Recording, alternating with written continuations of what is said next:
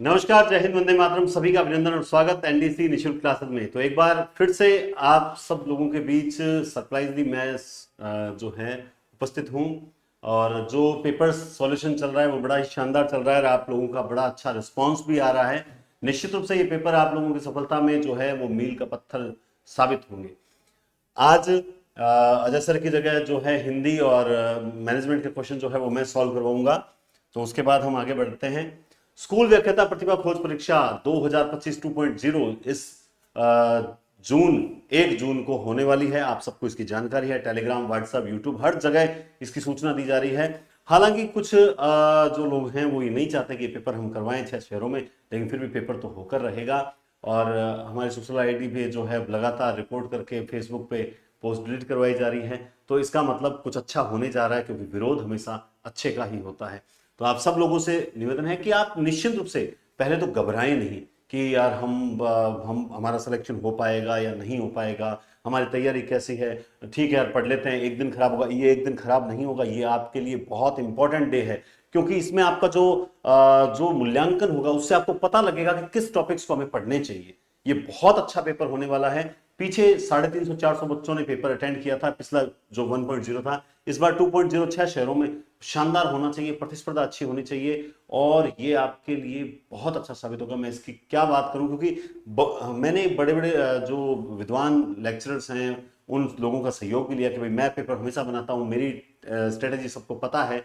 तो इस बार थोड़ा सा नया पेपर होना चाहिए। तो आप लोगों से निवेदन है कि आप लोग इसमें जरूर पार्टिसिपेट करें। जो भी सेंटर आपके नजदीक हैं उस सेंटर पर आपको, तो आप जब रजिस्ट्रेशन करोगे इसको स्कैन करके, तो आपको अपना एड्रेस भरना है और कुछ नहीं करना। बाकी ऑटोमेटिकली आपके पास कॉल आ जाएगा कि हाँ भाई आपको कौन सा सेंटर चाहिए, हम वो बुक कर देंगे। तो 25 तारीख रजिस्ट्रेशन की आखिरी तारीख है। 25 मई तक रजिस्ट्रेशन होंगे, उसके बाद रजिस्ट्रेशन बंद हो जाएंगे। इसलिए आपसे निवेदन है कि आप जल्द से जल्द इसका रजिस्ट्रेशन करें। इसको स्क्रीनशॉट ले लो, स्कैन कर लेना, ठीक है। चलिए, तो पहला क्वेश्चन हमारे सामने है, पेपर नंबर ये 9 है। दर्शनीय शब्द प्रत्यय है। अभी हाल ही में ये प्रश्न जो है वो रीट में भी पूछा गया था, अनीय प्रत्यय का। कौन सा प्रत्यय? अनीय प्रत्यय का जो क्वेश्चन था वो रीट में भी पूछा गया था, क्योंकि ये प्रत्यय ही ऐसा है, ईय और अनीय में कंफ्यूजन बना रहता है। इसीलिए ये प्रश्न जो है पूछा गया था कि दर्शनीय में कौन सा प्रत्यय है। तो जो है दृश्य प्लस अनीय, यानी इसमें अनीय प्रत्यय है, लेकिन लोगों को ऐसा लग जाता है कि इसमें दर्शन धन ईय है, इसीलिए ये प्रत्यय बार बार पूछा जाता है। तो आप याद रखें इसमें अनीय। और आपको याद नहीं रहता है तो चलो मैं आपको शब्द बता देता हूं जिनमें अनीय प्रत्यय होता है। हाँ, तो वो शब्द बता देता हूं जिनमें अनीय प्रत्यय होता है। जैसे होता है आपके माननीय, जैसे आपके होता है विचारणीय, जैसे आपके होता है रमणीय, है ना, रमणीय, जैसे आपके होता है श्रवणीय, जैसे आपके होता है पठनीय, जैसे आपके होता है, और क्या हो जाए, माननीय, रमणीय, विचारणीय, दर्शनीय, ये हो गया। और तो क्या होगा, बस। तो ये मुख्य रूप से वो शब्द हैं जो अनीय प्रत्यय में आते हैं। तो कम से कम इसे जरूर याद रखिएगा। किस विकल्प में विलोम युग में? बड़ा ही अच्छा प्रश्न है, क्योंकि इसमें कंफ्यूजन नहीं हो जाता है कि अगर उत्तर जो है, पहले तो आप उत्तर दे दीजिए। उत्तर दे दिया, ठीक है। इसमें विलोम है सुरति विरति। अब जैसे आकुल और व्याकुल, ये एक जैसी स्थिति है। आकुल और व्याकुल, कटु और तीखा, ये भी एक जैसी स्थिति है। हताश और निराश, मैं हताश हूं, मैं निराश हूं, तो कुल मिला के ये विलोम नहीं है एक दूसरे के। और ये जांचने के लिए आपकी स्टडी अगर अच्छी हो रखी है तो ही होगी। मैं आपसे फिर से बोल रहा हूं, अगर आप हिंदी के स्टूडेंट हैं तो ये विलोम शब्द, पर्यायवाची, है ना, अनेकार्थी, ये शब्द जरूर रटिएगा। ये बड़े काम के हैं और ये आपके गलत हो गए। अगर आप 2 से 3 प्रश्न अगर ये गलत चले गए तो आप सिलेक्शन से बाहर हो सकते हो, और 2 से 3 आपके पक्ष में आ गए, आप सिलेक्शन हासिल कर सकते हो। इनमें से कौन सा संधि विच्छेद सही नहीं है? इसमें से कौन सा नहीं है? सुरधन ईश सुरेश, महाधनीश महेश, रमाधनीश रमेश। तो सर यहाँ तो राम लिखा हुआ, हाँ यही तो है। यहां होगा रमा धन ईश, क्या बनेगा? रमेश बनेगा। यहां लिखा हुआ है राम धन ईश, तो ये तो रामेश बन जाएगा, रमेश कैसे बनेगा? इसका मतलब ये गलत है। नेक्स्ट, किस विकल्प के सभी शब्द पर्यायवाची नहीं है? इनमें से सभी शब्द पर्यायवाची नहीं है। जैसे सुत है, तनय है, आत्मज है ना। तो ये सुत यानी पुत्र के लिए आता है सुत, ठीक है। तनय, आत्मज, ईर्ष्या, असूया, मत्सर, रश्मि, अंशु, मयुक, क्रमेलक, महाग्रीव और वैशाख नंदन। अब यहां जो आपको ये तीन दिखाई दे रहे हैं, इसमें आपको ये उत्तर देना है कि हाँ इसमें से ऊंट के लिए कौन सा है, महाग्रीव यानी महान ग्रीवा है, जैसे क्रमेलक है, तो इसमें ऊंट के लिए कौन सा है, बताओ। देखिए फटाफट बताओ, क्योंकि यही चीज होती है कि हमें केवल ऊंट का पता है लेकिन ऊंट का कौन सा नहीं है ये भी पता होना चाहिए। क्रमेलक तो लग रहा है कि हाँ ये तो सर बार बार आता है, महाग्रीव यानी ऊंट की सबसे महान ग्रीवा होती है, लेकिन वैशाख नंदन, वैशाख का पुत्र, वैशाख में सबसे ज्यादा अहम, ना ना उसको समझ नहीं आया, ये होता है आपके गधे का। वैशाख नंदन किसका होता है, गधे का होता है, तो उसके अंदर ये सारे के सारे पर्यायवाची नहीं है। नेक्स्ट है, अच्छा 4 ही क्वेश्चन आता है क्या, हाँ तो आपके 4 ही आने वाले हैं, आप हिंदी में आनंद लोगे तब तक क्वेश्चन ही खत्म हो जाएंगे। उसके बाद आते हैं साइकोलॉजी एंड मैनेजमेंट, मैनेजमेंट के क्वेश्चन अगर हम देखते हैं तो देखो शिक्षा वाणी किसके द्वारा प्रारंभ किया गया था, BSER, IASE, RSCRT, MHRD, तो इसमें उत्तर तो आपके दिमाग में आ गया होगा कि शिक्षा वाणी जो है वो RSCRT। लेकिन देखो कई बार आता है कि भाई सर RSCRT है या SCRT मिलेगा, तो इसमें आता है कि भाई नाम वगैरह जो चेंज बाद में चेंज कर दिया गया था, SCRT कर दिया गया, तो इसको लेकर कंफ्यूज हो जाता है स्टूडेंट, क्योंकि मतलब डर होता है, भय का माहौल होता है कि सर अरे दोनों ऑप्शन में कभी नहीं मिलेंगे, या तो RSCRT होगा या SCRT होगा, तो आप घबराओ वैसे भी नहीं, ठीक है। फिर भी इसका सॉल्यूशन जो है राजेश सर जो है बराबर मैनेजमेंट की क्लासेस ले रहे हैं और आपको शॉर्ट नोट्स मिल गए, मैनेजमेंट की क्लासेस बराबर देख लो, क्वेश्चन बाहर जाने का ही नहीं है। शिक्षा वाणी तो आप जानते हैं ये इसकी जो शुरुआत हुई थी वो कोरोना के दौरान हुई थी, कोरोना के दौरान इसकी शुरुआत हुई थी। क्यों हुई थी, ताकि पढ़ाई निरंतर चलती रहे, है ना। ये है क्या, ये एक रेडियो कार्यक्रम है, ये क्या है, एक रेडियो कार्यक्रम है, सबसे इंपॉर्टेंट बात है ये एक रेडियो कार्यक्रम है, और इसमें सारा कंटेंट जो है वो ई कंटेंट है, सारा कंटेंट कैसा है, ई कंटेंट है, रेडियो कार्यक्रम है, कोरोना के दौरान इसकी शुरुआत हुई थी, पढ़ाई निरंतर चले, घर बैठे शिक्षा मिलती रहे, यही सारी चीजें आपको इसमें देखने को मिलेगी।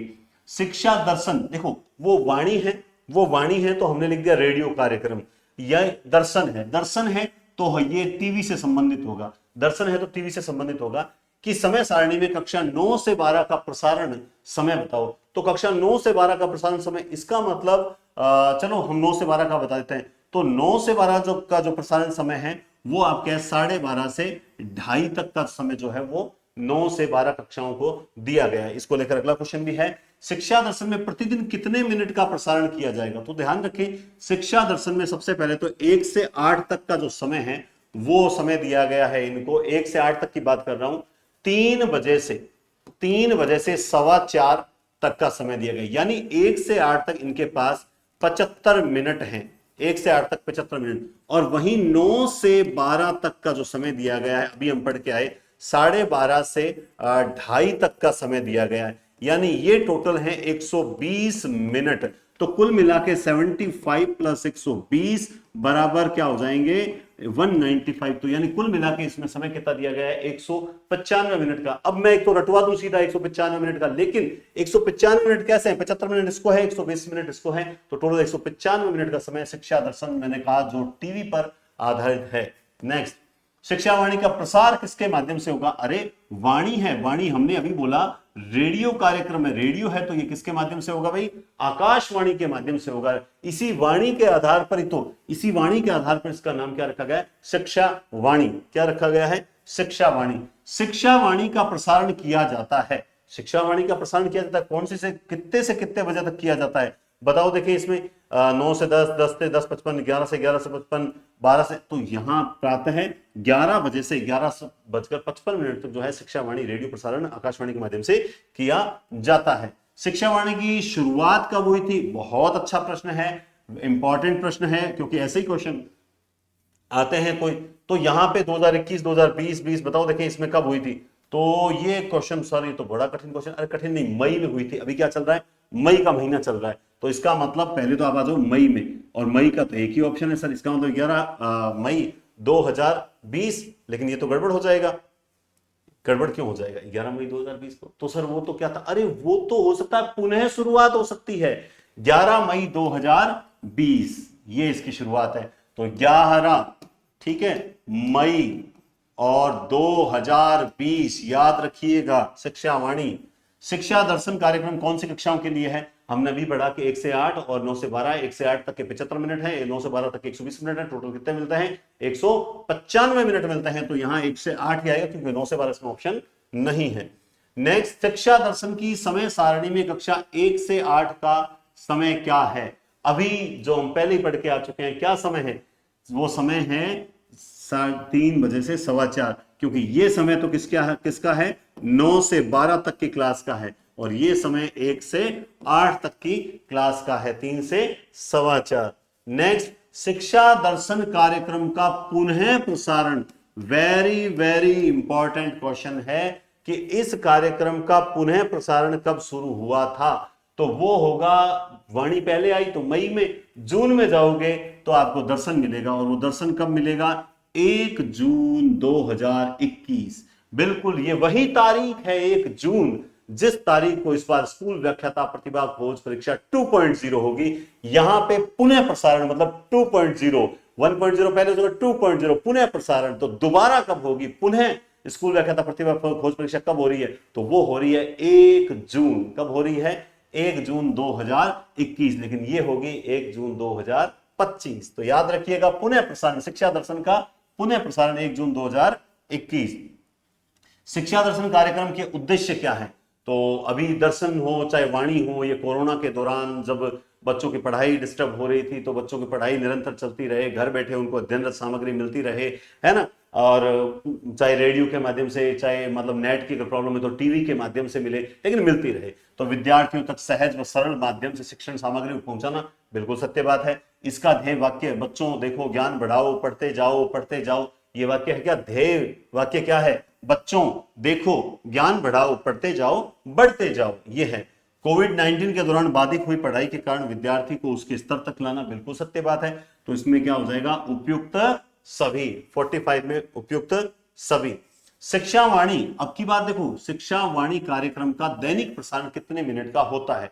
तो यहां ये प्रश्न बहुत, अब स्टूडेंट क्या तो रट्टा मारता है, अरे बेटी का बाप रट्टो क्यों मारे, देख आगे बताऊं तने, है ना। ये कितना है? 11 से 11:55, यानी कितना हो गया? 55 मिनट का। कितना हो गया? 55 मिनट, है ना। तो बस ये लोग कितना उत्तर मिल गया? 55 मिनट का। शिक्षा वाणी का 55 मिनट का है। दर्शन जो है वहां जा रहा है, वहां थोड़ा सा अलग है। नेक्स्ट, राजस्थान शिक्षा दर्शन कार्यक्रम में प्रथम स्लॉट का संबंध किस कक्षा से है? तो इसमें 2 स्लॉट हैं। ये प्रथम स्लॉट है जो 1 से 8 तक का है, द्वितीय स्लॉट जो है वो 9 से 12 तक का है। याद क्या करना है? रट्टा मारने के बजाय माइंड में सेट करना चाहिए, तब जाके क्वेश्चंस का आनंद आता है। 51 में क्या आता है? 1 से 8 तक का। कितना है? 1 से 8 तक का आता है, ठीक है। प्रथम स्लॉट मतलब हर चीज को इजी बनाओ, कॉम्प्लिकेटेड मत बनाओ। कॉम्प्लिकेटेड बनाओगे गड़बड़ हो जाएगी, इसलिए इजी बनाकर काम करो। नेक्स्ट, 59, शिक्षा वाणी के लिए, वाणी के लिए गुणवत्तापूर्ण शिक्षण सामग्री का निर्माण किसके द्वारा किया जाता है? वही एससीईआरटी है, बात खत्म।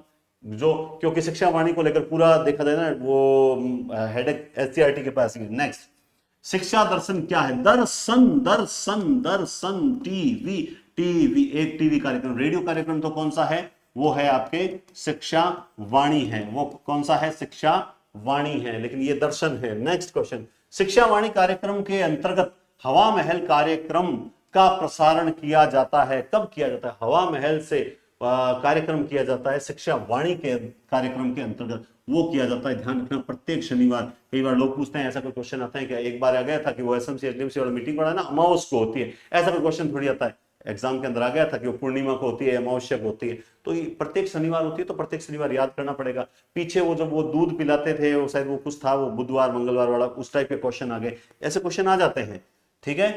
तो बिल्कुल ये देखिए, मैंने मैनेजमेंट के क्वेश्चन आपको करवाए हैं।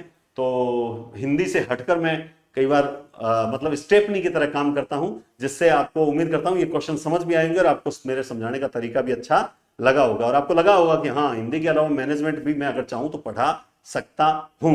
चलिए, तो फिलहाल मैं आपसे यही अपील करूंगा कि इस पोस्टर को टेलीग्राम पर है, आप ज्यादा से ज्यादा शेयर करें और उन लोगों के मुंह पे तमाचा मारे जो लोग चाहते हैं कि ये पेपर नहीं हो। बस इस अपील के लिए मैं उम्मीद करूंगा कि एनडीसी वाले, अगर आप मानते हो कि सच में हम आप लोगों के लिए अच्छा प्रयास कर रहे हैं, कुछ अच्छी मेहनत कर रहे हैं, तो आप लोगों का सहयोग अपेक्षित है। धन्यवाद। जस्ट अब अगला सेशन है मैडम का। नमस्ते। और आज जो है हम 9 नंबर पेपर आपका क्या करने वाले हैं, सॉल्व करने वाले हैं। और पहला क्वेश्चन देखो बहुत इजी है। सामाजिक सुधार आंदोलन में हमने पढ़ा भी है, आर्य समाज की स्थापना कब और कहाँ हुई है। तो देखो आर्य समाज की स्थापना 10 अप्रैल 1875 को कब हुई है, 10 अप्रैल 1875, 10 अप्रैल 1875 बंबई में हुई है। तो पहला सही है बिल्कुल। और मैंने आपको ये भी बताया है कि 1877 में इसका जो मुख्यालय है, जो हेडक्वार्टर है, वो कहाँ ले गए थे हम लोग, लाहौर ले गए थे। किस जगह पे ले गए थे, लाहौर। तो ये भी याद रखना 1877 में हम इसका मुख्यालय कहाँ ले गए थे, इसका हेडक्वार्टर जो है वो हम लाहौर ले गए थे। अब पता है मेरे को एक चीज लगती है कि आपको आर्य समाज का आदर्श वाक्य याद होना चाहिए, क्योंकि बड़ा इंपॉर्टेंट है। अब आर्य समाज का जो आदर्श वाक्य है वो क्या है, ये आपको पता होना चाहिए। ठीक है, पूछ सकते हैं, बहुत बहुत ज्यादा संभावना है कि ये आपको क्या कर सकते हैं, पूछ सकते हैं। तो आदर्श वाक्य जो है वो संस्कृत में है, उसका मैं आपको हिंदी मीनिंग बता दूंगी। अब वो क्या है, कृणवृंतो, कृणवृंतो विश्व आर्यम, कृणवंतो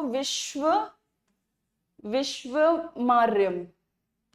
इसका मतलब क्या होता है, इसका हिंदी में अर्थ जो है, इसका हिंदी में है कि अर्थ की विश्व को आर्य बनाते चलो। आपको विश्व को क्या बनाते चलना है, आर्य बनाते चलना है। तो बेसिकली ये सारी चीजें आपको आर्य समाज में याद रखनी है।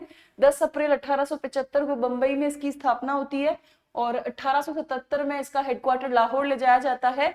आर्य समाज का जो आदर्श वाक्य है, आर्य समाज का जो आदर्श वाक्य है वो क्या है, कृणवंतो विश्व मार्यम, मतलब विश्व को क्या बनाते चलो, विश्व को आर्य बनाते चलो, विश्व को आर्य बनाते चलो। हिंदी अर्थ ये है। ठीक है, आगे चलते हैं। अगला देखो, निम्न में से किन अभिलेखों में प्रतिहारों को गुर्जर कहा गया है। तो लगभग ये जितने भी अभिलेख आपको दिख रहे हैं, नीलगुंड, देवली, राधनपुर और कराड़, इन चारों ही अभिलेखों में प्रतिहारों को क्या कहा गया है, गुर्जर कहा गया है। तो सही आंसर क्या होगा, सेकंड। ठीक, आगे चले, इजी क्वेश्चन है। हाँ, फिर देखो संविधान के किस अनुच्छेद द्वारा उच्चतम न्यायालय को, सुप्रीम कोर्ट को कोर्ट ऑफ रिकॉर्ड कहा गया है। तो ये तो बहुत बार पढ़ाया है मैंने, सिंपल सा क्वेश्चन है, 129, आर्टिकल 129। फिर प्रतिहारों की 26 शाखाएं। अब किसने कहा था कि प्रतिहारों की 26 शाखाएं हैं, तो जो नैन्सी जी हैं, है ना, नैन्सी जी, इन नैन्सी जी ने कहा था कि गुर्जर प्रतिहारों की कितनी शाखाएं हैं, 26 है। इसमें सबसे प्राचीन और सबसे महत्वपूर्ण, सबसे प्राचीन और सबसे ज्यादा इंपॉर्टेंट जो है वो कौन सी है, मंडोर का प्रतिहार है। कौन सा प्रतिहार है, मंडोर का प्रतिहार। तो सही आंसर क्या हो जाएगा, सेकंड हो जाएगा। और वैसे भी याद रखना, मंडोर, जालोर, अवंती, ग्वालियर, उज्जैन की जो शाखाएं हैं वो कहते हैं सबसे ज्यादा प्रसिद्ध रही है इन 26 शाखाओं में से। तो यार गुर्जर प्रतिहारों की 26 अलग अलग ब्रांचें थी और उसमें सबसे जो इम्पोर्टेंट और सबसे ज्यादा प्राचीन है वो मंडोर है, क्योंकि शुरुआत यहीं से होती है ना, ABCD इनकी यहीं से शुरू होती है। अब यार ये तो बहुत इजी है, भारत एक गणराज्य है। क्यों है भारत एक गणराज्य, सबको पता है भारत एक गणराज्य है क्योंकि भारत का राष्ट्रपति निर्वाचित होता है, भले ही अप्रत्यक्ष विधि से हो। और तरीका जो है वो आप सबको मैंने बताया है, 55(3) में लिखा हुआ है ना, 55(3) में लिखा हुआ है, एकल संक्रमणीय आनुपातिक मत प्रतिनिधित्व प्रणाली से भारत का राष्ट्रपति निर्वाचित होता है। इसी की वजह से भारत एक क्या है, गणराज्य है। तो 55(3) सबको अच्छे से याद है ना। देखो पॉलिटी में तो कोई शिकायत नहीं है, और भी सब्जेक्ट में नहीं रहेगी, जहां जहां मैं आपको जो जो चीज पढ़ाऊंगी वहां शिकायत नहीं रखूंगी। आगे चले, चलो। हाँ, अभी फिर से एक बार बात करते हैं स्कूल व्याख्याता खोज परीक्षा पर। स्कूल व्याख्याता प्रतिभा खोज परीक्षा पर हम फिर से बातचीत करते हैं। ये फर्स्ट पेपर के लिए भी हो रही है, अपने जीके वाले पेपर के लिए, और सेकंड पेपर हिंदी के लिए भी हो रही है। जो सिर्फ जीके की देना चाहता है वो दे सकता है। ठीक है, अब देखो इसमें प्रथम पुरस्कार जो है, फर्स्ट वो है 11,000, सेकंड है 5100, तृतीय है 2100। ये कहाँ कहाँ होगी, ये बाड़मेर में होगी, नौहर में होगी, जोधपुर में होगी, जयपुर में होगी, सूरतगढ़ में होगी और बाड़मेर में होगी। ठीक, 4 से 10 तक स्थान लाने वाले प्रतिभागियों को क्या मिलेगा, नगद पुरस्कार मिलेगा। और ये जो है QR कोड है, जिसको आप स्कैन करोगे तो आपका रजिस्ट्रेशन हो जाएगा। अब देखो नगद पुरस्कार का जो पुनर्बलन है, रीइंफोर्समेंट है, वो अपनी जगह है। और जो मैं बात कह रही हूँ ना उसको गौर से सुनना, उसको क्या गौर से सुनना। 23 जून को आपका एग्जाम है। हम ये परीक्षा कब करा रहे हैं? 1 जून को। कब करा रहे हैं? 1 जून को। हम ये परीक्षा 1 जून को करा रहे हैं। 1 जून को यानी कि ठीक 22 दिन पहले आपको छोटा छोटा ऑल ओवर राजस्थान का कंपटीशन देखने को मिलेगा। यानी कि उस दिन आप ये एनालाइज कर पाओगे कि जब आप इतना पढ़े हो, इस वक्त इस छोटे प्रारूप में, छोटे ड्राफ्ट में आप कहाँ स्टैंड करते हो, और फिर उन बचे हुए 20-21 दिनों में आप और ज्यादा एफर्ट लगा के तैयारी को शेप दे सकते हो। और फिर हो सकता है कि जो 23 जून को एग्जाम होना है उसमें आपकी परफॉर्मेंस एक्सीलेंट हो। तो डरना नहीं, घबराना नहीं, ये मत सोचना यार टाइम खराब हो जाएगा। बहुत सारे लोगों के दिमाग में इस वक्त ये भी चल रहा होगा कि नहीं नहीं जाते हैं, टाइम खराब होगा। नहीं, टाइम नहीं खराब होगा, आपको अपनी वास्तविक स्थिति पता चलेगी। यार एक बात बताओ, युद्ध अभ्यास कितना लंबा करते हैं।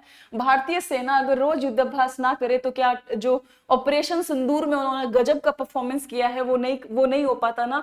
तो याद रखना, युद्ध से पहले बार बार युद्ध अभ्यास किया जाता है। बिल्कुल वैसे ही है ये, बस ये कंपटीशन का युद्ध है। तो यहाँ पे पेन पेपर से इस प्रकार से टेस्ट सीरीज के माध्यम से लड़ाइयां होती है। ठीक है, आगे चलते हैं। कन्नौज पर अधिकार हेतु चले त्रिपक्षीय संघर्ष, है ना। कन्नौज जो है ना, कन्नौज ये एक सुंदर कन्या है बेसिकली। मैं इसे सुंदर कन्या क्यों कहती हूँ? क्योंकि इसलिए कहती हूँ कि कन्नौज की जो लोकेशन है, कन्नौज की जो लोकेशन है वो इतनी शानदार है कि ये व्यापार का केंद्र था। व्यापार का क्या था? केंद्र था। और जो जो जगह व्यापार का केंद्र होता है बाद में हिस्ट्री में वो किस में कन्वर्ट होता है? राजनीतिक सत्ता में। ये ध्यान रखना, क्योंकि राजनीतिक सत्ता स्थापित करने के लिए पैसा की आवश्यकता होती है, इसलिए व्यापार का केंद्र होना जरूरी है। तो कन्नौज जो है वो एक सुंदर कन्या है। सुंदर कन्या क्यों है? क्योंकि बहुत बड़ा व्यापार का केंद्र है। अब इस सुंदर कन्या को पाने के लिए 3 लोग लड़ेंगे। गुर्जर प्रतिहार लड़ेंगे, पाल लड़ेंगे और राष्ट्रकूट लड़ेंगे। ये तीनों आपस में भिड़ेंगे कि ये सुंदर कन्या हमें मिल जाए। लेकिन इस सुंदर कन्या की लड़ाई में जो जीत जाएगा वो गुर्जर प्रतिहार होंगे। मतलब लास्ट में ये सुंदर कन्या किसके हाथ में जाएगी? गुर्जर प्रतिहारों के हाथ में। तो किस वंश के शासकों ने भाग लिया? चौहान, गुर्जर प्रतिहार, परमार, गहलोत। तो गुर्जर प्रतिहारों ने किया, वत्सराज ने शुरू किया था बेसिकली। ठीक है, आगे चलते हैं। और उसमें भी जो रघुवंशी प्रतिहार है, जालोर के, उज्जैन के और कन्नौज के रघुवंशी प्रतिहार, उन्होंने ये कन्नौज रामायण शुरू की थी, है ना। ये सुंदर कन्या उनको ही अच्छी लगी थी। ये बहुत इंपॉर्टेंट क्वेश्चन है। ये अभी बताए मैंने क्यों दिया ये क्वेश्चन। ये क्वेश्चन आपकी टेस्ट सीरीज में क्यों है पता है? ये आपकी टेस्ट सीरीज में इसलिए है क्योंकि जो डीडी लाइव का प्रोग्राम, जो डीडी लाइव का एक प्रोग्राम 26 जैन 2025 को स्पेशल एक प्रोग्राम आया था। किस पे? एसएन मुखर्जी पे। स्पेशल एक प्रोग्राम आया था एसएन मुखर्जी पर, सत्येंद्र नाथ मुखर्जी पर, जो कि फॉर्मर आईसीएस अधिकारी रहे थे। ये जो है संविधान सभा में, देखो यहाँ पे क्वेश्चन को ध्यान से पढ़ना, संविधान सभा में भारत के संविधान के मुख्य प्रारूपकार रहे थे। मुख्य प्रारूपकार। अब पता है ये क्या करते थे? ये जाते थे ड्राफ्ट कमेटी की जो मीटिंग्स होती थी ना उसमें जाते थे और ऐसे सुनते थे। सुनकर अंबेडकर और बाकी मेंबर्स ने जितनी भी बहस की है उसको सरल शब्दों में लिखते थे। उसको किसमें लिखते थे? सरल शब्दों में। जैसे मैं आपको संविधान सरल शब्दों में पढ़ा देती हूँ ना, वैसे ही सरल शब्दों में क्या करते थे? लिखते थे। इसीलिए इनकी इंपॉर्टेंस जो है वो बहुत ज्यादा है। और अंबेडकर खुद कहते हैं कि चलो हमने तो बहुत कानूनी और तकनीकी रूप से संविधान लिखा, संविधान बनाया, सोचा समझा, लेकिन उसको सरल शब्दों में जो व्याख्या करवा दी वो कौन है? एसएन मुखर्जी है। और यही सबसे ज्यादा इंपॉर्टेंट है कि आपको सीधी सादी भाषा में पूरी डिफिकल्ट चीज को क्या कर दिया जाए? समझा दिया जाए। और वही व्यक्ति दिलों पे राज करता है। तो देखो एसएन मुखर्जी पे क्वेश्चन है, इंपॉर्टेंट है, ध्यान रखना। ठीक। और ऐसा होता भी है कि सरकार के चैनल्स पर जब आपके सिलेबस से रिलेटेड कुछ व्यक्तियों का नाम पॉपअप होता है तो आपके पेपर में भी पॉपअप होता है। इसीलिए टेस्ट सीरीज में ये क्वेश्चन दिया गया है। तो इसलिए मत सोचिए कि हम टेस्ट सीरीज बिना सोचे समझे बना देते हैं। हम टेस्ट सीरीज में हमेशा खासे ख्याल रखते हैं कि आसपास क्या हो रहा है। ठीक। तो जो सेकंड ग्रेड वाले हैं जिन्होंने नहीं ज्वाइन की है वो जाइए और क्या कीजिए? ज्वाइन कीजिए। चलो अब देखो, राजस्थान ऊर्जा विकास निगम लिमिटेड के बारे में कौन सा तथ्य सही नहीं है। अब देखो, इस क्वेश्चन में छोटी सी मिस्टेक है, छोटी सी। यहाँ पे 2015 करना होगा, क्या करना होगा, 2015। ये एक छोटा सा क्या है, इसके अंदर मिस प्रिंट है। अब देखो, राजस्थान ऊर्जा विकास निगम लिमिटेड की स्थापना होती है 4/12/2015 को। ठीक है, 4 दिसंबर 2015 को इसकी स्थापना होती है, और ये काम करना कब शुरू करती है, 2016 में, ये ध्यान रखना। अब ये है क्या, बेसिकली जब सरकार को पावर का खरीदारी और बेचना करना होता है, पावर बिडिंग करनी होती है, तब सरकार किसका इस्तेमाल करती है, राजस्थान सरकार इसी का। देखो, जैसे आप घर से बाहर जाके धनिया टमाटर मिर्ची खरीद के लाते हो, अगर सरकार को धनिया टमाटर मिर्ची खरीद के लाना हो तो सरकार उसके लिए एक निगम बना दे, एक कॉर्पोरेशन बना दे, तो सरकार हाई लेवल पर क्या खरीदेगी, धनिया मिर्ची टमाटर। अब सरकार धनिया मिर्ची टमाटर नहीं खरीदती, सरकार खरीदती है बिजली या बेचती है बिजली। तो पावर की बिडिंग के लिए, है ना, पावर की बिडिंग के लिए जो उन्होंने एजेंसी बनाई है 4/12/2015 को, 4 दिसंबर 2015 को, वो कौन है, वो है राजस्थान ऊर्जा विकास निगम लिमिटेड। तो देखो, पहला बिल्कुल सही है, ऊर्जा क्रय विक्रय व्यवसाय के लिए बनाया गया है। कंपनीज एक्ट 2013 के अंदर बिल्कुल बनाया कब गया है, 4/12/2015 को। और ये क्वेश्चन बहुत ज्यादा इंपॉर्टेंट है, और मैं एकदम श्योर हूं यहाँ पे कि ये पेपर में 90% आ सकता है, क्योंकि जो बिजली का सेक्टर है वो भी राजस्थान में बहुत तेज गति से ग्रो कर रहा है। इसलिए मंत्रिमंडल के निर्णय के पश्चात ये 2015 में गठित की गई। अब मैंने इसको करेक्ट कर दिया, यह वितरण निगमों, प्रसारण निगम, उत्पादन निगम की सूत्रधारी कंपनी है। ये सरासर गलत है, ये क्या है, सरासर गलत है, और इसे मैंने सही कर दिया कि मंत्रिमंडल के निर्णय के पश्चात ये 2015 में गठित की गई। तो आपको इसमें क्या याद रखना है, आपको इसमें ये याद रखना है कि ये राज्य के विद्युत क्षेत्र की जो वितरण कंपनियां हैं, उनको जो पावर की बिडिंग करनी होती है, जो ऊर्जा खरीदनी और बेचनी होती है, उसके लिए बनाया गया था। कंपनीज एक्ट 2013 के तहत 4 दिसंबर 2015 को बनाया गया था। 2016 से इसने काम करना शुरू किया है। ठीक है, तो ये सारी बात है। आगे चले, चलो। हाँ, शिकागो सम्मेलन में विवेकानंद ने अपने उद्बोधन के आरंभ में क्या कहा, भाइयों और बहनों, अमेरिका के भाइयों एंड बहनों, ब्रदर्स एंड सिस्टर्स, उस प्रतिहार शासक का नाम बताइए जिसने न केवल अरबों को आगे बढ़ने पर अंकुश लगाया, बल्कि अनेक शासकों को उनके आधिपत्य से मुक्त किया। तो अनेक शासकों को उनके आधिपत्य से मुक्त किया, वो व्यक्ति कौन है, वो ओजस्वी व्यक्ति, तो वो सबसे पहले है नागभट्ट फर्स्ट। कौन है, नागभट्ट फर्स्ट। अब इसका टाइम भी याद रखना, ये रघुवंशी प्रतिहार है। कौन सा प्रतिहार है, रघुवंशी प्रतिहार। रघुवंशी प्रतिहार। अब रघुवंशी प्रतिहार कौन से हैं, जो जालोर, अवंती, कन्नौज के जो गुर्जर प्रतिहार हैं, जो गुर्जर प्रतिहार हैं, उन्हें ही हम क्या बोलते हैं, रघुवंशी प्रतिहार। और नागभट्ट फर्स्ट का टाइम क्या है, बहुत सिंपल है, 30-60, 730 से 760। तो सही आंसर क्या होगा हमारा, सेकंड होगा। आगे चलें। फिर देखो, जनगणना 2011 के अनुसार राजस्थान में लिंगानुपात। अब देखो, राजस्थान में 2011 के अनुसार जो जेंडर रेशो है या जो सेक्स रेशो है वो कितना है, वो है आपका 928 डिवाइडेड बाय 1000। अब जो इंडिया है उसका 2011 का जो जेंडर रेशो है वो कितना है, वो जेंडर रेशो कितना आता है आपका, वो आता है आपका 943/1000, 943/1000। अब इन दोनों में कितना डिफरेंस है, इन दोनों में डिफरेंस कितना है, तो राजस्थान के पास -15 है। कितना है, -15 है, किससे, इंडिया से। तो अब आंसर ढूंढो, राष्ट्रीय औसत से 15 बिंदु कम है, माइनस है ना, तो 15 बिंदु कम है। तो 15 का आंसर क्या होगा आपका, 15 का आंसर 4 होगा। ठीक है, तो वैसे भी देखो 28 में 15 जोड़ लो, कितना आता है, 943 आता है।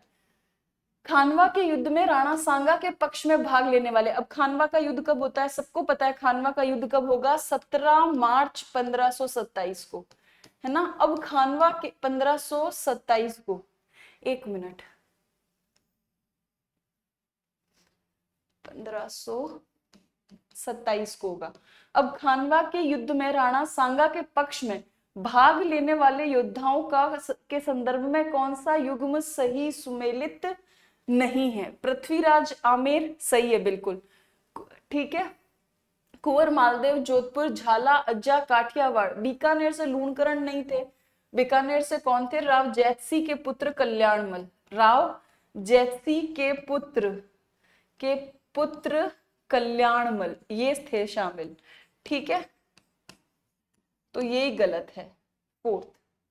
चले आगे, चलो। हाँ, निम्नलिखित में से कौन सा एक सही सुमेलित है? देखो, ब्रह्म समाज रामकृष्ण परमहंस गलत, आर्य समाज आरआरआर गलत, रामकृष्ण मिशन लाला लाजपत राय गलत, थियोसॉफिकल सोसाइटी एनी बेसेंट बिल्कुल करेक्ट। अब सबको पता है कि ये जो थियोसॉफिकल सोसाइटी है इसका जो गठन है वो होता है न्यूयॉर्क में, है ना, न्यूयॉर्क में बनती है ये। और हिंदू धर्म को लेकर बाहर के लोगों में जो बहुत अच्छा एक इम्पैक्ट पड़ता है उसको लेकर ये 1875 में बनती है। बनाने वाले दो लोग होते हैं, एक होती है रूस की महिला जिसका नाम होता है मैडम बाल्टावस्की, है ना, बाल्टावस्की, और एक होते हैं अमेरिका के सर कर्नल स्कॉट। अमेरिका के सर कर्नल स्कॉट, ये दोनों मिलकर, है ना, हिंदू धर्म के कुछ आध्यात्मिक पक्ष से बहुत प्रेरित होकर थियोसॉफिकल सोसाइटी का निर्माण करते हैं।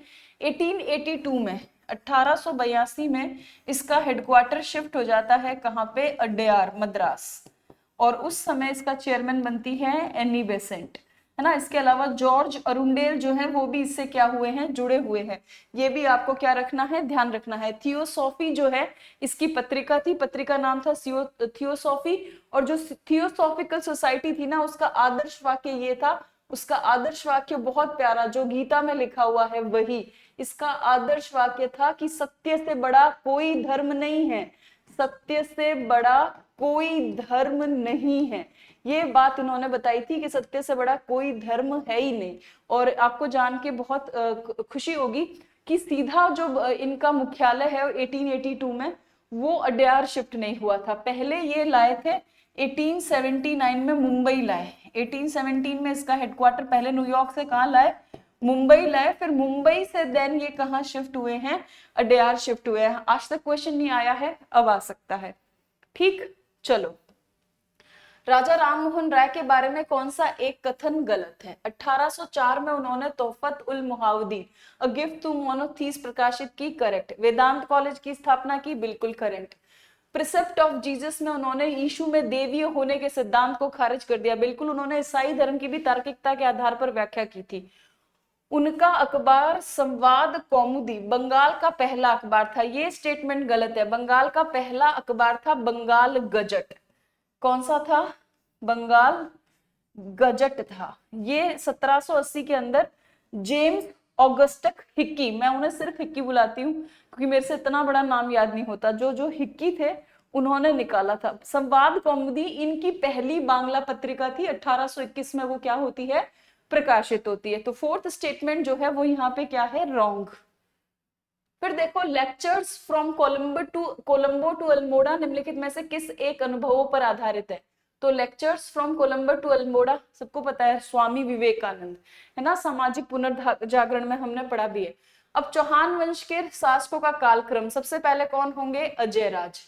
अजयराज के बाद अर्णोराज, अर्णोराज के बाद विग्रहराज चतुर्थ, उसके बाद पृथ्वीराज थर्ड, यानी कि सेकंड, फिर थर्ड, फिर फोर्थ, फिर फर्स्ट। तो हमारा सही आंसर क्या हो जाएगा? सेकंड। फिर चलो, अब हमें मैच करना है। दयानंद सरस्वती आर्य समाज, ए में 3 होगा, देखो ये रे 2 जगह, ये रहा। तो पहले इसको आउट करो, ये तो आंसर नहीं है हमारा, ये आंसर नहीं है। फिर देखो, खान अब्दुल गफ्फार खान खुदाई खिदमतगार, ए। अब देखो बी में यहाँ पे भी फर्स्ट है, बी में यहाँ पे भी फर्स्ट है, मतलब इसको काट दो। फिर देखो, राजा राम मोहन राय आरआरआर ब्रह्म समाज, डी में, सी में 4, ये रहा उत्तर, ये भी कटेगा क्योंकि यहाँ पे सी में क्या है? 2 है। अब तो आंसर तो पता है, ये है डीएनडी। डीएनडी ने बनाई थी हमारे तत्वबोधिनी सभा, तो ये रहा डी में 2। ऐसे ही इतने इत्मीनान से ऐसे काट पीट करके ही पेपर को क्या करना भाई? सॉल्व करना है, ठीक है। चलो, रणथंबोर का युद्ध, रणथंबोर का युद्ध 1301 में किन किन के बीच में हुआ? तो रणथंबोर का जो युद्ध है 1311 में, जुलाई 1301 में, सॉरी 1301 में किसके बीच में हुआ था? हमीर और खिलजी के बीच में, अलाउद्दीन खिलजी के बीच में। क्यों हुआ? क्योंकि जो हमीर था ना, उसकी पॉलिटिकल विल जाग गई थी और इसने सबसे पहले तो राजकाज देना बंद कर दिया, ठीक है। उसके बाद एक गजब का काम किया कि जो मंगोल विद्रोही थे, है ना, मंगोल विद्रोही, जिनको ढूंढ कौन रहा था? जिनको ढूंढ रहा था अलाउद्दीन खिलजी, है ना, कि जिसको ढूंढती है वो हर कहीं, वो लड़की मिले मुझे कहाँ। तो ये मंगोल विद्रोही उसको मिलते कहाँ पे हैं? किसकी शरण में मिलते हैं? हमीर की शरण में मिलते हैं। और ये कौन होते हैं? ये होते हैं मोहम्मद शाह और के हबरू। मोहम्मद शाह और के हबरू, वो है ना कि जिसको ढूंढा मैंने यहाँ वहां, वो मुझे मिला कहाँ? हमीर के घर। तो खिलजी कहता है कि जिसको ढूंढा मैंने यहाँ वहां, वो मुझे मिला कहाँ? हमीर के यहाँ। और इन दोनों को वो अपने यहाँ पे शरण दे देता है। खिलजी कहता है अब तो आक्रमण करूंगा मैं, तुमने मुझे सारे मौके दे दिए। प्लस इतना ही नहीं, हमीर मोहम्मद शाह को जागीर और देता है। ये बहुत ज्यादा इंपॉर्टेंट बात है, आज तक पूछा नहीं गया है। अब आपको क्या कर सकते हैं, पूछ सकते हैं। तो आपको ध्यान रखना है कि कौन सी जागीर जो है वो इन्हें गिफ्ट की गई थी। तो जगाना की जो जागीर है, किसकी जागीर? जगाना की जागीर, ये दी थी हमीर ने। किसको? मोहम्मद शाह को। ये आपको क्या रखना है, इस वक्त याद रखना है। क्लियर? कोई दिक्कत नहीं, आगे चले। चलो, तो और पता है मोहम्मद शाह को प्यार और हो गया था, खिलजी की एक बेगम थी चिमना, उससे। और उसकी जो बेगम थी चिमना, और मोहम्मद शाह ने मिलकर प्लान बनाया था कि खिलजी को मार देंगे, पर खिलजी को मारना इतना आसान नहीं था। चलो, अब देखो निम्न में से कौन सी कृति राजा राम मोहन द्वारा रचित नहीं है? गिफ्ट टू मोनोथीस्ट है, प्रिसेप्ट ऑफ जीसस है, डेस्टिनी ऑफ ह्यूमन लाइफ नहीं है, डेस्टिनी ऑफ ह्यूमन लाइफ नहीं है, गॉड ये व्याकरण भी है, डेस्टिनी ऑफ ह्यूमन लाइफ नहीं है। फिर देखो, निम्न राज्यों, या तो कोई राज्य या और संघ शासित क्षेत्र, संघ शासित क्षेत्र, SCUT, संघ शासित क्षेत्र, जिसमें लोकसभा की केवल एक सीट हो। तो देखो मिजोरम हुआ, मेघालय हुआ, नागालैंड हुआ, ये जो जगह है सिक्किम, तो चंडीगढ़, सिक्किम और मिजोरम, ये सब एक एक लोकसभा सीट है, सब में एक एक लोकसभा सीट है। ध्यान रखना, इंपॉर्टेंट है। इस बार लोकसभा चुनाव हुआ है और आपके सिलेबस में लगता है भारत में चुनाव, तो आपको ध्यान रखना है। राजस्थान में अधिकतम सोयाबीन उत्पादक जिले, देखो राजस्थान सोयाबीन उत्पादन में तीसरे नंबर पे है भारत में, है ना। किसमें? इंडिया के अंदर। सबसे ज्यादा कहाँ होता है? MP में सेकंड होता है, महाराष्ट्र में थर्ड होता है, राजस्थान में। और राजस्थान में भी सबसे ज्यादा होता है कोटा और बारां में। अब देखो कोटा और बारां एक साथ यही है, ये रहा कोटा, ये रहा बारां, बीच में बूंदी। तो सही आंसर क्या होगा? थर्ड। ठीक, चलो। नवंबर 2024 में किस भारतीय राज्य ने अपना स्थापना दिवस बनाया? कर्नाटक। इसे वो कन्नड़ दिवस के रूप में बनाते हैं। किसके रूप में बनाते हैं? कन्नड़ दिवस में। बेसिकली कर्नाटक का जन्म हुआ है राज्य के तौर पे 1 नवंबर 1956 को, जहां पे दक्षिण के अंदर कन्नड़ भाषी राज्यों को एक करके कर्नाटक बना दिया था। तो भी कर्नाटक ने बनाया है, इसलिए इसका सही आंसर क्या होगा? कर्नाटक। इसके अलावा ये हरियाणा का भी बर्थडे है 1966 में, 1 नवंबर 1966 को हरियाणा भी जो है उसका भी स्थापना दिवस यही है, नवंबर। चलो, नवंबर 2024 में किस भारतीय खिलाड़ी ने विश्व इंटरनेशनल बिलियर्ड चैंपियनशिप जो है वो जीती है? तो ये एक ही व्यक्ति है, और वो कौन है? पंकज आडवाणी। पूरे बिलियर्ड्स में एक ही नाम गूंजता है, और वो नाम किसका है? पंकज आडवाणी है। तो देखो ये IBFS इंटरनेशनल बिलियर्ड जो चैंपियनशिप है, ये हुई है आपके दोहा में। कहाँ हुई थी ये भी ध्यान रखना, ये हुई थी आपके दोहा में। पंकज आडवाणी ने इंग्लैंड के रॉबर्ट हाल को हराया है। किसको हराया है? रॉबर्ट हाल को हराया। और कितने से हराया ये भी याद रख लेना, कितने से हराया? 4-2 से हरा दिया, 4-2 से हराया। और ये इनकी 28वीं जीत थी। कितनीवीं जीत थी? 28वीं जीत। क्लियर? कोई दिक्कत नहीं। तो याद रखो, दोहा खेलने गए थे, इंग्लैंड के रॉबर्ट हॉल को हरा दिए 4-2 से, और आ गए घर पे। नॉर्मल सी बात है, 28 बार जीत रहा है पंकज आडवाणी। बस खत्म करो, याद हो जाएगा। आगे चले। चलो, हाँ, दिसंबर 2024 में कौन सा देश फीफा क्लब, ये कॉन्टिनेंटल होगा यहाँ पे, और ये 10 की जगह क्लब होगा। कौन सा club? FIFA club continental, continental है, उसको जीता है। हाँ, तो उसको जीतने वाला कौन सा है? रियल मैड्रिड ने जीता। किसने जीता? रियल मैड्रिड ने। पुचका को हरा के रियल मैड्रिड ने जीता। सिंपल। ठीक। फिर देखो, फिर से देखो, हमें क्या लगाना है? चौहान शासकों का कूट मैच करना है। तो देखो इस बार सबसे पहले कौन सा होगा? इस बार सबसे पहले कौन सा होगा ये देखते हैं। अब देखो बहुत ज्यादा कंफ्यूजन कर रखा है यहाँ पे। तो देखो अगेन सबसे पहले होगा विग्रह राज चतुर्थ, 3 सबसे पहले आएगा। विग्रह राज फोर्थ सबसे पहले आएंगे। विग्रह राज फोर्थ के बाद 2 हुए थे, अपार गांगे और पृथ्वीराज सेकंड। तो इसके बाद आएगा 2, पृथ्वीराज सेकंड। पृथ्वीराज सेकंड के बाद आएंगे 4 नंबर पर सोमेश्वर चौहान। कौन आएंगे? सोमेश्वर चौहान। सोमेश्वर चौहान के बाद पृथ्वीराज राय पिथौरा, या जिसे हम क्या कहते हैं? PR third. क्या कहते हैं? पृथ्वीराज थर्ड या पृथ्वीराज राय पिथौरा। तो सही सीक्वेंस होगी 3 2 4 1, ये वाली। क्लियर? चलो, निम्न में से किसने स्त्रियों के प्राचीन अधिकारों का आधुनिक अतिक्रमण संबंधी संक्षिप्त टिप्पणी नामक रचना लिखी है? टफ क्वेश्चन है, अगर एग्जाम में ऐसा क्वेश्चन आए तो छोड़ के आ जाना, लेकिन हम आपको इसका आंसर बताते हैं 41 का। तो 41 का सही आंसर है RRR। तो याद रखना इस क्वेश्चन को। क्या रखना है? इस क्वेश्चन को याद रखना है आपको। ठीक, तो स्त्रियों के प्राचीन अधिकारों का आधुनिक अतिक्रमण संबंधी संक्षिप्त टिप्पणी नामक रचना लिखी थी RRR ने, राजा राम मोहन राय ने। फिर देखो निम्नलिखित कथनों में से कौन सा एक कथन, कौन सा एक कथन अजमेर के चौहान राजा अजयराज के विषय में सही नहीं है? पढ़ते हैं। अजयराज ने अजय मेरू की स्थापना की, बिल्कुल करेक्ट। पृथ्वीराज विजय के अनुसार अजय राज ने गजन मतंग अर्थात गजनी के मुस्लिम आक्रांताओं को पराजित किया, ये ठीक है। दिल्ली या ढिल्लिका को अपने अधिकार में लेने वाला वो पहला चौहान शासक है, गलत, ये नहीं है वो। पृथ्वीराज विग्रहराज फोर्थ है।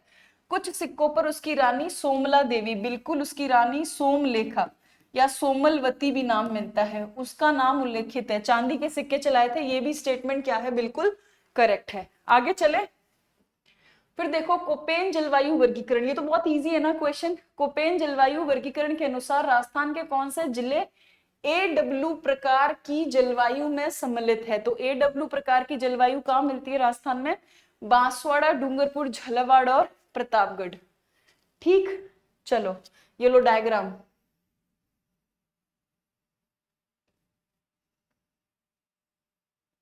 ये वाला जो एरिया है ये AW है सारा का सारा, ठीक है। चलो, दिसंबर 2024 में किस देश ने चंद्रयान 3 मिशन के विक्रम लैंडर के टच डाउन स्थल को शिव शक्ति पॉइंट नाम दिया है? क्या नाम दिया है? शिव शक्ति पॉइंट। तो ये कौन है? ये है हमारा प्यारा भारत, है ना। हम बहुत खुश हुए थे, और खुशी की बात है भारत चौथा देश बन गया है जो यहाँ पे लैंड कर गया है चंद्रयान पे। तो खुश तो होंगे ना, और वो भी सदर्न प्लोन की साइड से। किस चौहान शासक के द्वारा अजमेर में जो संस्कृत पाठशाला बनवाई थी उसे तोड़कर ऐबक ने अधाई ढिन का झोपड़ा बनवाया? तो देखो विग्रहराज फोर्थ ने बनवाई थी संस्कृत पाठशाला। टाइम याद रखना इस साल के लिए, 1153 ईस्वी में संस्कृत पाठशाला बनवाई थी, जिसकी दीवारों पर हरिकेली नाटक जो है उसकी पंक्तियां जो है वो लिखी हुई है। तो 1153 को इस बार क्या रखना, याद रखना। कौन सा सुमेलित नहीं है? तो उजाड़ और आहू काली सिंध सही है, चाप और जाखम माही सही है, मानसी और खारी बनास सही है, मेज तो चंबल की सहायक नदी है, लेकिन सागी किसकी सहायक नदी है? लूणी की। चूंकि दोनों पेड़ चंबल के साथ मैच नहीं हो रहे हैं, इसलिए सही आंसर क्या है? थर्ड। अब ये दो क्वेश्चन दो क्यों दिया गया? आपकी प्रेजेंस ऑफ माइंड को चेक करने के लिए टेस्ट सीरीज में ये डाला गया। हम पूरी तरीके से आपको चेक करते हैं, समझ में आई बात? चलो, फिर देखो फरवरी 2025 में किस भारतीय राज्य में खेलो इंडिया यूथ गेम्स, अब देखो ये फरवरी 2024 है ये, ठीक है। फरवरी 2024 में किस भारतीय राज्य में खेलो इंडिया यूथ गेम्स, तमिलनाडु में हुए थे। ये 6th सीजन था। अभी जो 7th है ना, 7th जो फैब 2025 में होगा वो बिहार में होगा। वो कहाँ होगा? बिहार में। ये ध्यान रखना। ये तो हो चुका। चलो आगे। किनके सुझाव पर दयानंद सरस्वती ने सार्वजनिक भाषणों में संस्कृत के स्थान पर हिंदी का प्रयोग प्रारंभ किया? पहले भी बताया मैंने आपको, ये व्यक्ति कौन है? केसी सेन है। ठीक, चलो। निम्न में से किसने 1227 में, अब देखो कुछ जगह पे आपको कंफ्यूजन होगा, 1234 भी लिखा हुआ है, यहाँ पे थोड़ा क्या चलता है, पंगा चलता है। तो 1227 ईस्वी में भूताला का युद्ध दिल्ली के सुल्तान इल्तुतमिश की सेना को पराजित किया। तो ये कौन है? जैत्र सिंह है ना? कौन है ये? जैत्र सिंह। आगे चले। मजेदार धूल चटाई थी इल्तुतमिश को। 58 नंबर क्वेश्चन इजी है। एचपीसीएल राजस्थान रिफाइनरी लिमिटेड और Hindustan petroleum corporation limited HPCL एवं राजस्थान सरकार के मध्य कितनी इक्विटी भागीदारी है? तो बेसिकली जो हमारा पंचपद्रा का रिफाइनरी है ना, उसमें एचपीसीएल और राजस्थान गवर्नमेंट का हिस्सेदारी पूछा है। तो एचपीसीएल की हिस्सेदारी है 74%, राजस्थान गवर्नमेंट की 26% है। देखो जिसका पहले पूछा है ना उसका पहले लिखना है। तो एचपीसीएल का कितना है? 74%। राजस्थान गवर्नमेंट का कितना है? 26%। सही आंसर क्या है? फर्स्ट। फिर देखो जनवरी 2025 में भारत के किस देश के साथ डेजर्ट 10-10-1 यानी कि 21 नामक सैन्य अभ्यास आयोजित किया गया? तो ये हमने किसके साथ किया है? फ्रांस के साथ। ठीक, चलो। भारत में विभिन्न निर्वाचनों के लिए निम्न में से कौन सी निर्वाचन प्रणालियां स्वीकृत की गई है? तो भारत में कौन कौन सा सिस्टम चलता है निर्वाचन का? वयस्क मताधिकार वाला चलता है और प्रत्यक्ष निर्वाचन प्रणाली, एकल संक्रमणीय मत, आनुपातिक प्रतिनिधित्व, ये भी चलता है। आनुपातिक प्रतिनिधित्व की सूची प्रणाली, ये भी चलता है। ठीक, तो फर्स्ट, सेकंड और थर्ड चलते हैं। कौन से चलते हैं? फर्स्ट, सेकंड और थर्ड। फोर्थ नहीं चलता। जो संचयी प्रणाली है वो भारत में नहीं है। ये हमें क्या करना है? ध्यान रखना है। क्लियर? आगे चले। चलो फिर देखो, स्वामी दयानंद सरस्वती की प्रसिद्ध कृति का क्या नाम है जिसमें उनके विचार प्रकाशित है? सबको पता है वो कौन है? सत्यार्थ प्रकाश है। रास्त गोफार नहीं है, वो जो दूसरों की है। गीता रहस्य जो है वो आपके तिलक की है। संवाद कौमुदी पत्रिका आरआरआर की है। आगे चले। हाँ, अब देखो पठारों का, राजस्थान के पठारों का पश्चिम से पूर्व सही क्रम है। तो देखो पश्चिम से पूर्व सही क्रम पूछा है, तो सबसे पश्चिम में देखो हाड़ौती का पठार। हाड़ौती का पठार होगा ही नहीं क्योंकि ये पूर्व की साइड है। नाम ही क्या है? दक्षिण पूर्वी पठार। ये होगा नहीं, मतलब इन दोनों जगहों पे देखना है। अब देखो भोराट का पठार। भोराट के पठार के बाद कौन सा आएगा? ऊपरमाल का पठार। फिर कौन सा आएगा? लसाड़िया का पठार। पश्चिम से पूर्व पूछा है, ऊपर गौर से देखना, पश्चिम से पूर्व की ओर पूछा है। फिर लिखा हुआ है हाड़ौती का पठार। फिर देखो 64 में और नीचे देखो, भोराट का पठार, लसाड़िया का पठार, ऊपरमाल का पठार, हाड़ौती का पठार। अब इन दोनों में कंफ्यूजन होगा क्योंकि लास्ट एंड पर सबसे पूर्व वाला ऑलरेडी लिखा हुआ है और यहाँ पे सबसे पश्चिम वाला लिखा हुआ है, यानी कि अब पूरा का पूरा दारमदार लसाड़िया और ऊपरमाल में से। अब आपको कॉमन सेंस अप्लाई करना है। क्या अप्लाई करना है? Common sense. कैसे? लसाड़िया का पठार का उदयपुर में, उदयपुर पश्चिम की तरफ है, तो पहले कौन आ जाएगा? लसाड़िया का पठार। ऊपरमाल का पठार कहाँ है? बिजोलिया भीलवाड़ा, जो पूर्व की ओर है। तो सही आंसर क्या हो जाएगा? फोर्थ। क्लियर? देखो फरवरी 2025 में आयोजित 77वें बाफ्टा पुरस्कारों में सर्वश्रेष्ठ फिल्म का पुरस्कार, ये मैंने पिक्चर देखी है, ओपेनहाइमर है ना। सेकेंड वर्ल्ड वॉर के दौरान जो परमाणु बम डेवलप किया था वो व्यक्ति कौन थे? ओपेनहाइमर थे। इन्हीं के जीवन पे बनी है। समझ में कुछ नहीं आती है, देख ली पर समझ में नहीं आई। इसको बेस्ट पिक्चर का भी टाइटल मिला है। मेरे को बहुत शौक है पिक्चर्स देखने का, फेवरेट हॉबी है मेरी ये पिक्चर देखना और उसके बाद पढ़ाना। हाँ, निम्नलिखित कथनों में से एक कथन को चुनिए। देखो एक कथन को चुनना है जो मंत्रिमंडलीय स्वरूप सरकार के अंतर्निहित सिद्धांत को अभिव्यक्त करती है। अब मंत्रिमंडलीय सरकार में क्या सबसे ज्यादा इंपॉर्टेंट है? मंत्रिमंडलीय सरकार में सबसे ज्यादा इंपॉर्टेंट है सामूहिक उत्तरदायित्व। अब ढूंढो कि इन सारे के सारे स्टेटमेंट में आपको कहाँ सामूहिक उत्तरदायित्व? मंत्रिमंडलीय स्वरूप सरकार की जान, जैसे कहते हैं ना ये मेरी जान है, तो इसकी जान क्या है? इसकी जान है सामूहिक उत्तरदायित्व। अब जहां पे भी ये शब्द परफेक्ट एक्सप्लेनेशन के साथ मिल जाए वही हमारा क्या होगा? आंसर। अब ढूंढो थर्ड ऑप्शन, देखो सरकार के निजता के प्रति सामूहिक उत्तरदायित्व को सुनिश्चित करने के लिए संसदीय लोकतंत्र की एक क्रियाविधि है, यही परफेक्ट क्या है? आंसर है। ठीक, घुमाया हुआ क्वेश्चन है, आगे चलते हैं। इतिहासकार आरसी मजूमदार के अनुसार गुर्जर प्रतिहारों ने कितनी शताब्दी तक, आपको शताब्दी पूछी है, अरब आक्रमणकारियों के लिए बाधक का काम किया? 6ठी से 11वीं शताब्दी तक। सिंपल। फिर देखो निम्नलिखित में से किस ग्रंथ में अमीर खुसरो ने चित्तौड़ पर अलाउद्दीन खिलजी के आक्रमण का वर्णन किया है? सबको याद है खजाइन उल फतू, है ना। अब यहाँ पे खजाइन उल फतू ऑप्शन में नहीं है। अब आप रोगे, कहोगे हाय राम ये क्या हो गया? तो देखो खजाइन उल फतू का दूसरा नाम है तारीख-ए-अलाई। इसी का जो दूसरा नाम है वो क्या है? तारीख-ए-अलाई। तो सही आंसर क्या हो जाएगा? तारीख-ए-अलाई। आगे चले, चलो। नीति आयोग के विषय में कौन सा एक सही नहीं है? पकड़ो, इसका गठन योजना आयोग के स्थान पर करेक्ट। एक पूर्णकालिक अध्यक्ष होता है, नहीं बहुत सारे लोग होते हैं, तो सेकेंडरी स्टेटमेंट गलत है, तो यही हमारा आंसर हो जाएगा। इसका गठन जनवरी 2015 में किया गया था, करेक्ट। कोऑपरेटिव फेडरलिज्म पर आधारित है, ये भी करेक्ट है, तो सेकंड स्टेटमेंट क्या हो गया? इनकरेक्ट।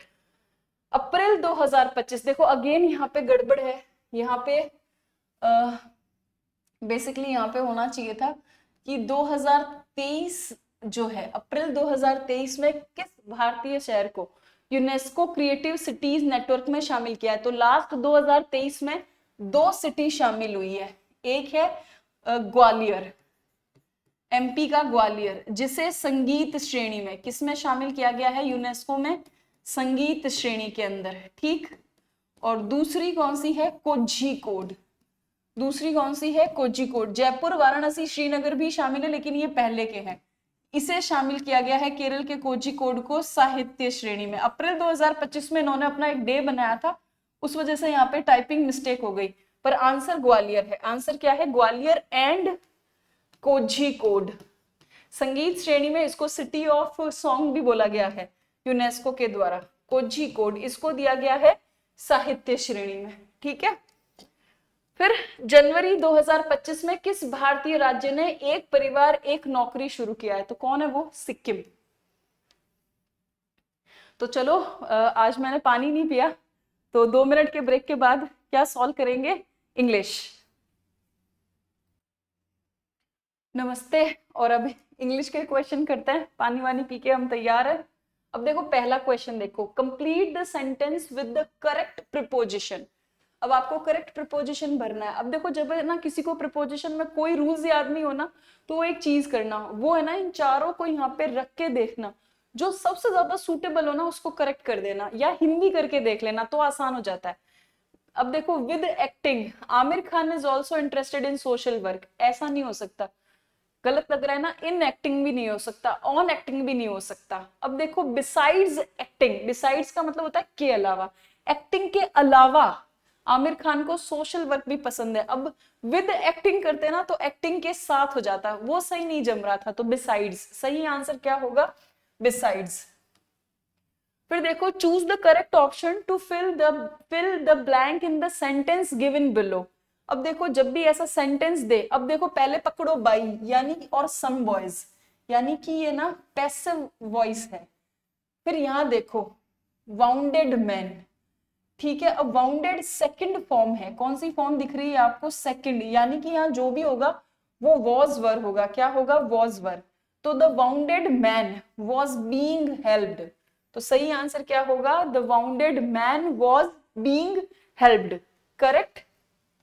फिर select the most appropriate option to fill in the blank by using the correct degree of adjective. Adjective की करेक्ट डिग्री भरनी है। I think the mango is dash fruit, I can have as many as 4 at a time. अब देखो यहीं से आपको पता चलेगा कि यहाँ क्या आएगा। अब वो बच्चा क्या कह रहा है? वो कह रहा है कि मैं जितने चाहूं उतने आम खा लेता हूं एक बार में, तकरीबन 4-5, यानी कि ये बहुत ज्यादा डिलीशियस है। अब बहुत ज्यादा डिलीशियस है तो क्या भरोगे? The much most delicious. Simple, common sense जगह ना। चले आगे।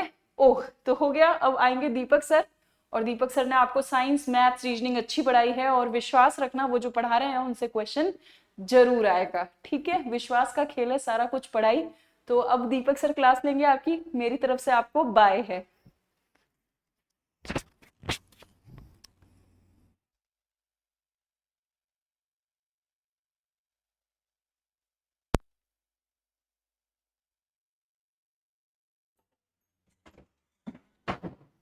चलो बात करते हैं साइंस, रीजनिंग और मैथ के ऊपर। ठीक है, अब देखो कुछ क्वेश्चन है। सबसे पहले आएंगे साइंस के। उससे पहले देखो एक चीज देख लेते हैं कि स्कूल व्याख्याता प्रतिभा खोज परीक्षा,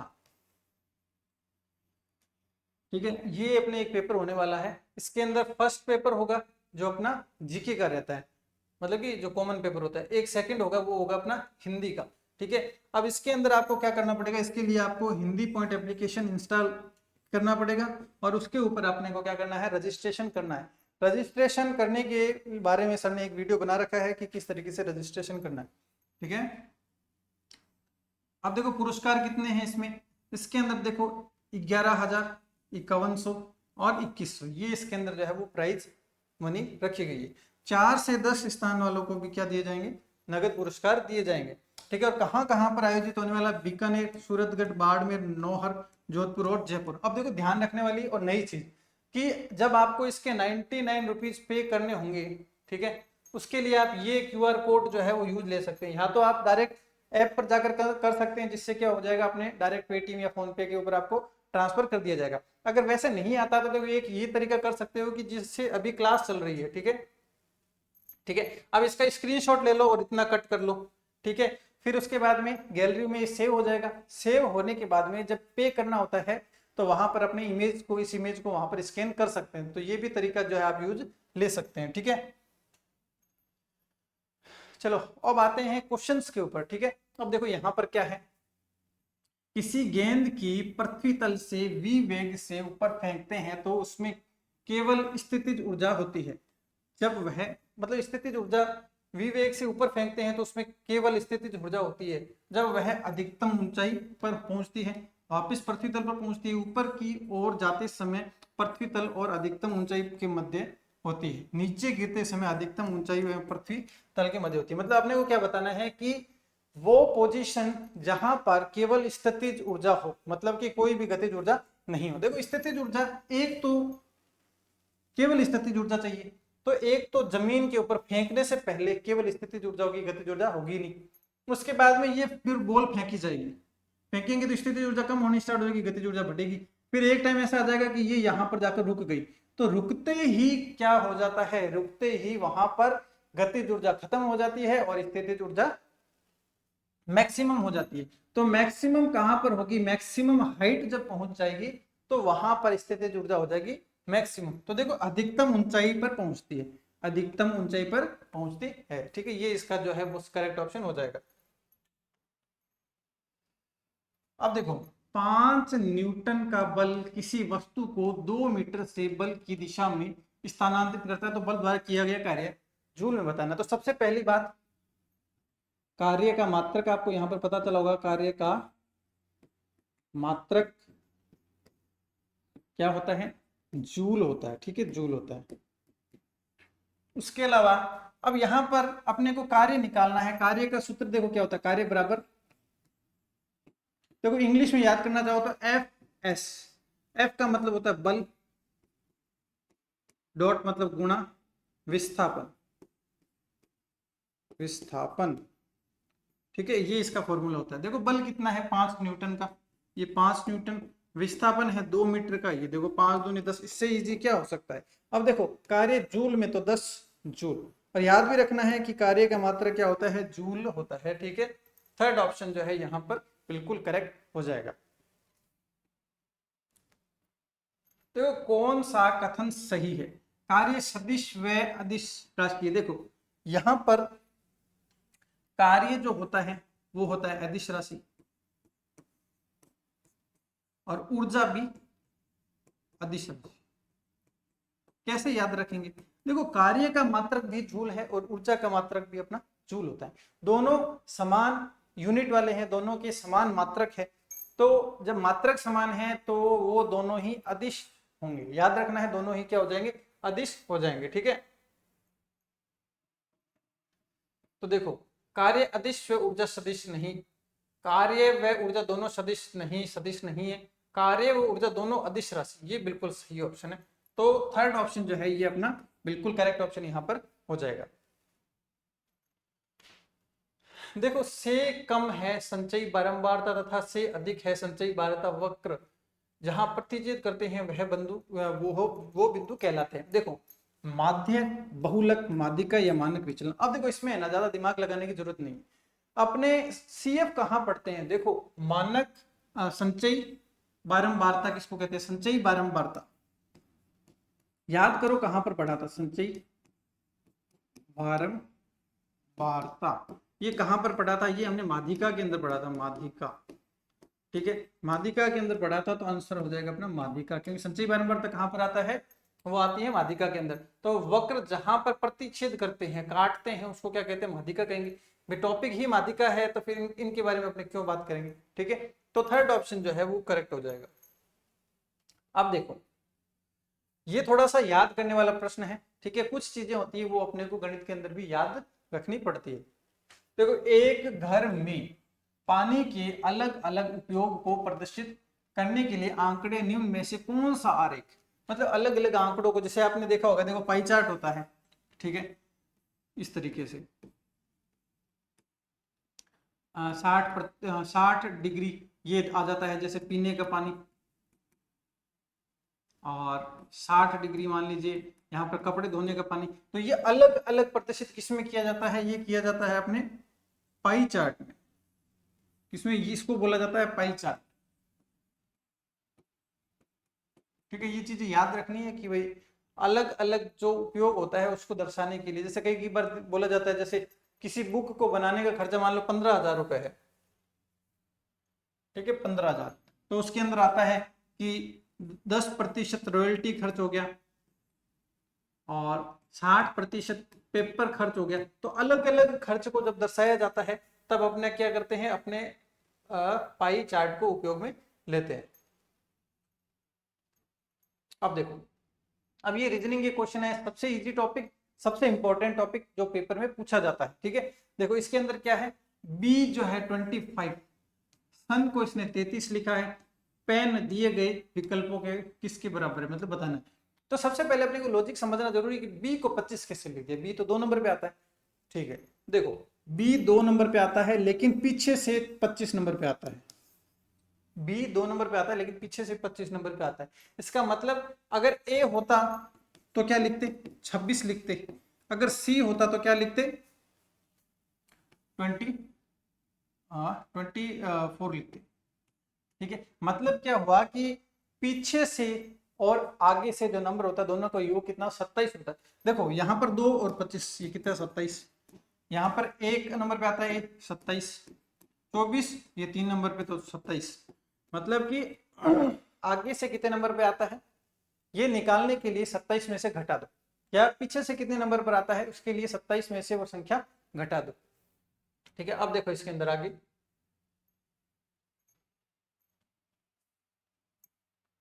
अब देखो ये है SON, ठीक है। देखो n कितने पे आता है, 14 नंबर पे, लेकिन 27 में से घटाना है 13। O आता है OP 15 नंबर पे, 27 बनाना है तो कितने, 12 नंबर लिखेंगे इसको। S 19 नंबर पे आता है, अपने को बनाना है 27, तो क्या लिखेंगे, 8 लिखेंगे यहाँ पे, ठीक है। अब देखो इनको जोड़ो, जोड़ेंगे तो आ गया 33। इसका मतलब जो शब्द का निकालना है, पेन का निकालना है, ये जितने नंबर पे आते हैं वो ना लिख के उसको 27 में से घटा कर लिखना है। अब 27 ही क्यों, क्योंकि एबीसीडी में क्या होता है, टोटल 26 डिजिट होते हैं, और ऐसा माना जाता है कि पीछे से कितने नंबर पे आता है वो संख्या का, और आगे से कितने नंबर पे आते हैं उन संख्या का जब सम करते हैं तो वो आता है 27। तो ये फिक्स है, हमेशा 27 में से ही अपने को करना पड़ेगा, ठीक है। अब देखो पेन है, ये आता है 14 नंबर पे एन, अपने को 27 बनाना, 13 आ जाएगा। ई आता है 5 नंबर पे, ठीक है 27 बनाना है, कितने जोड़े 22 जोड़ दो, ये लो 22। P जो है 16 नंबर पे आता है, अपने को 27 बनाना है तो कितने जोड़ दो 11 जोड़ दो, टोटल कितना हो गया ये हो जाएगा, इनका जोड़ करना है। देखो यहाँ पर भी जोड़ किया था, यहाँ पर भी जोड़ किया था, 46, मतलब कि डी ऑप्शन जो है वो यहाँ पर अपना करेक्ट आंसर हो जाएगा। ठीक है, अब एक ये देखो लास्ट क्वेश्चन है, सबसे इजी क्वेश्चन। मैंने कोडिंग डिकोडिंग में एक चीज आपको बताई थी, जब आपने अगर क्लास ली है तो आपको पता होगा कि कोडिंग डिकोडिंग के अंदर करने का तरीका होता है कि सबसे पहले तो इन डिजिट्स का मतलब अपने को जो है वो कितने नंबर पे आते हैं ये अपने को पता होना चाहिए। ठीक है, उसके अलावा उसके बाद में हमें क्या करनी होती है, इसके नीचे नंबरिंग करनी होती है, जिससे क्या होता है अपने को बहुत इजी वे में ये जो है रामबाण तरीका है डिकोडिंग डिकोडिंग को करने का। अगर अच्छे से सीखना चाहते हैं तो प्लेलिस्ट बनी हुई है, प्लेलिस्ट में आप इसके वीडियो जो है वो देख सकते हैं। अब देखो